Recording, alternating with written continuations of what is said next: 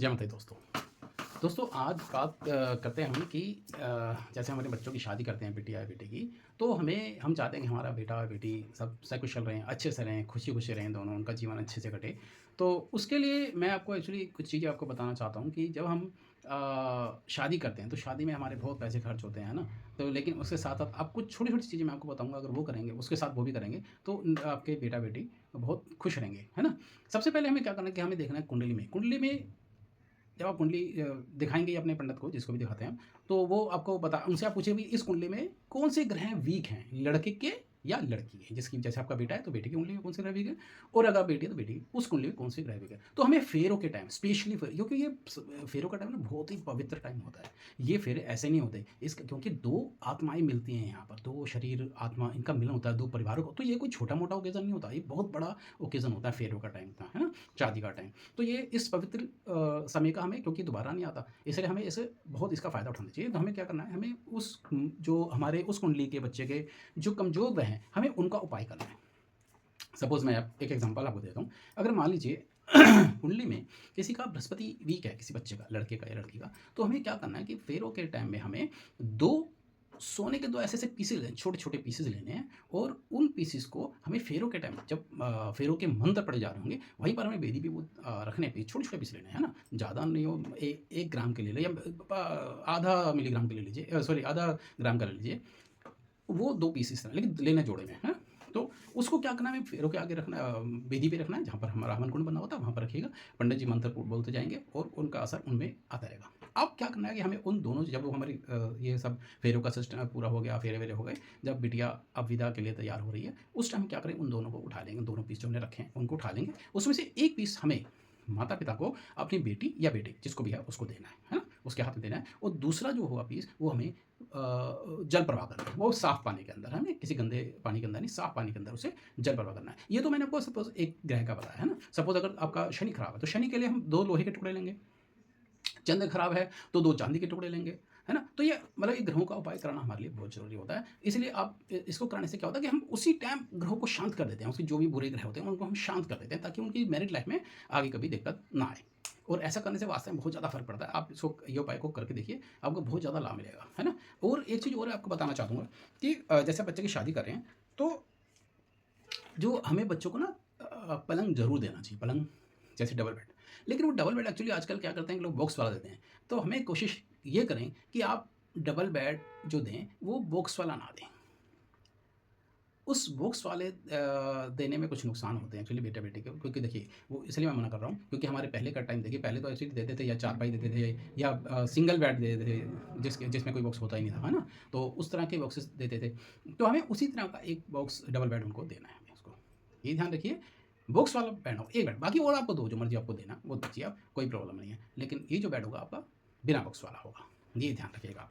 दूसरा कि अगर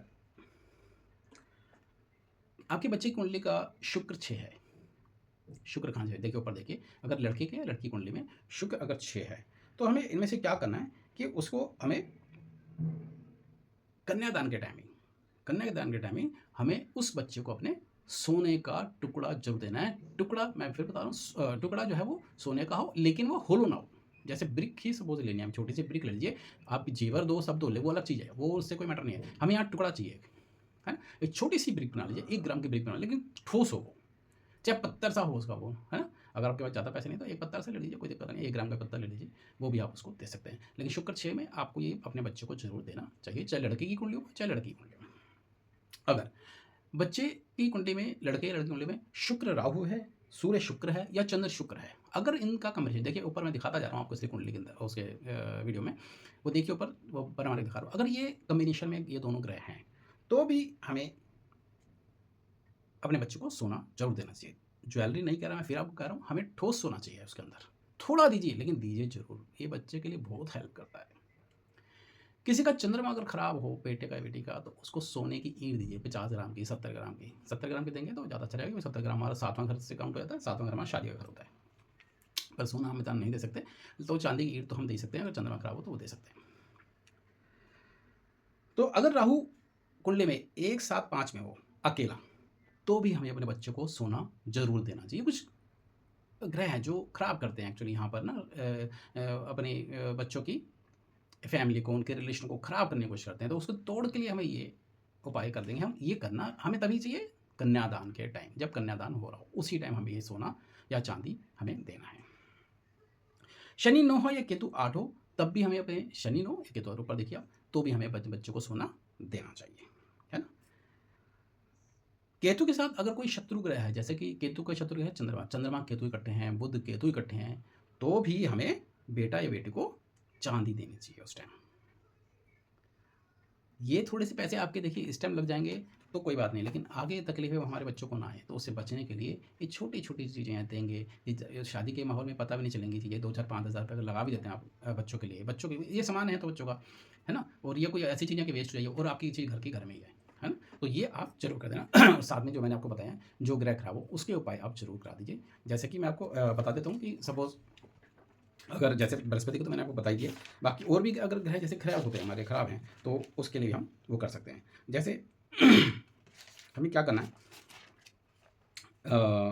अगर जैसे सूरज खराब है, मैंने शनि के लिए बता दिया, सूरज खराब है तो हमें कॉपर के पीस लेना, कॉपर लेना है थोड़ा थोड़ा। लेकिन वो हाँ, ये चीज़ और मैं बता दूं कि बराबर जो 2 टुकड़े ले रहे हैं हम, वो बराबर के 2 टुकड़े, उनका मतलब वजन दोनों का बराबर हो। जैसे सोने के लिए तो आधा ग्राम के लेंगे तो आधा ग्राम, 1 ग्राम 1 ग्राम तो 1 ग्राम 1 ग्राम, मतलब दोनों का वजन बराबर हो। तो इस तरह सूरज खराब होगा तो कॉपर ले लेंगे, चंद्र खराब होगा तो चांदी ले लेंगे, बृहस्पति खराब होगा तो हम सोना ले लेंगे, और यदि मंगल खराब होगा तो हम रेड स्टोन आता है एक, सस्ता सा आता है वो मिल जाएगा आपको, वो ले लीजिए। और बुध खराब होगा तो हीरा ले लीजिए, हीरा बहुत महंगा है तो सीप ले लीजिए, सीप भी बुध का वो है, सब्स्टिट्यूट है, वो ले सकते हैं। और शनि के लिए मैंने आपको बता दिया, अगर राहु खराब है हमारा तो सुचा मोती लेंगे या चांदी लेंगे, राहु के लिए हम चांदी भी ले सकते हैं। और केतु खराब है तो 2 रंग का पत्थर लेंगे, लहसुनिया जैसे बोलते हैं, है ना, वो पत्थर लेंगे। ये बहाने वाले जो बताए, जो खराब ग्रह हैं, जो एक हम बच्चों को देंगे, वो बच्चा उसको हमेशा अपने पास रखेगा, आप अपने लॉकर में या कहीं पर भी, या पर्स में, और दूसरा हम जल पर रखेंगे। तो ये कुछ उपाय मैंने हैं जो हमें शादी के टाइम अपने बच्चों के लिए ज़रूर करने चाहिए। इनसे हमारे बच्चों की मैरिड लाइफ बहुत